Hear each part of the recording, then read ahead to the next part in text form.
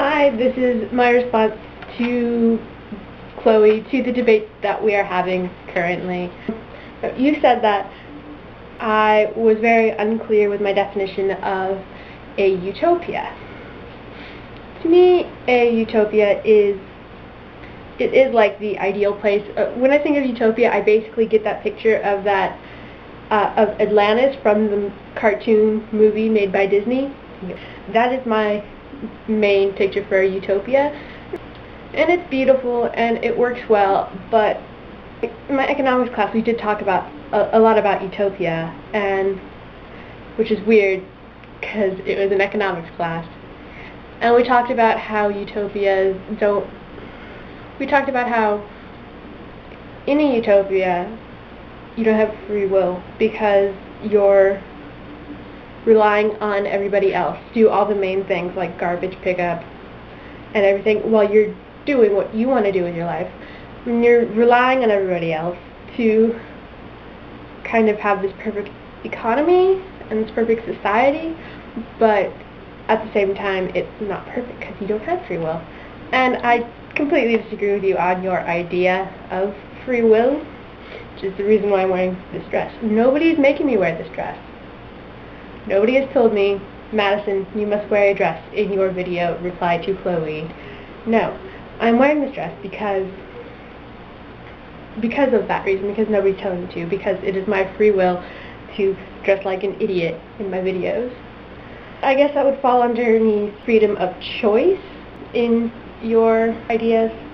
It will fall underneath freedom of choice, which I completely understand. There are lots of little choices we make every day and lots of bigger choices, but not everything we do is influenced by some outside force. Like, I'm going to use my music as an example. I play music. I'm going to be a music major when I go to university, and nobody got me started on music. Nobody told me you have to play music, and I'm not even going into a very high money making part of the music.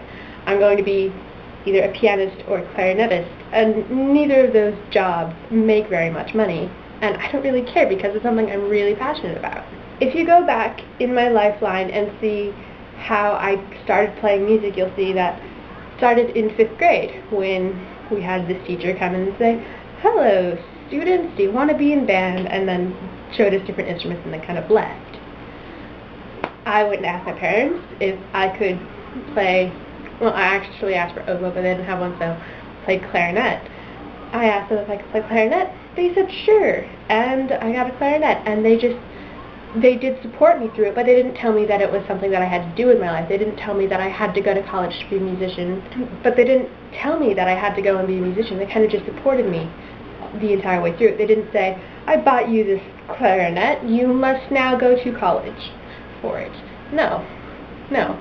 And if you look at why I started playing piano, I mostly started because I needed it for college, but I also started just because I am honestly interested in it. And this is a choice, this music, just playing clarinet in 5th grade, that has changed my entire life in a way that just the small everyday choices wouldn't. And it was my freedom of choice to play clarinet. I had liked music classes. I'm honestly really glad that they didn't have a clarinet, that they didn't have an oboe at the place where we were renting my clarinet from, because you could say that the reason that I started playing clarinet is because they didn't have an oboe, but that was just chance in my world. In my mind, that's just chance. But I'm really glad I didn't play oboe, because oboe is a really difficult instrument, and it's like double repeated, which is apparently really difficult. I've never actually picked up an oboe, even though it was originally the instrument I wanted to play. So then you talked about preference utilitarianism. I'm pronouncing that wrong. I will continue talking anyway. Preference utilitarianism, which you said was mostly about what is preferable and what is unpreferable is avoided.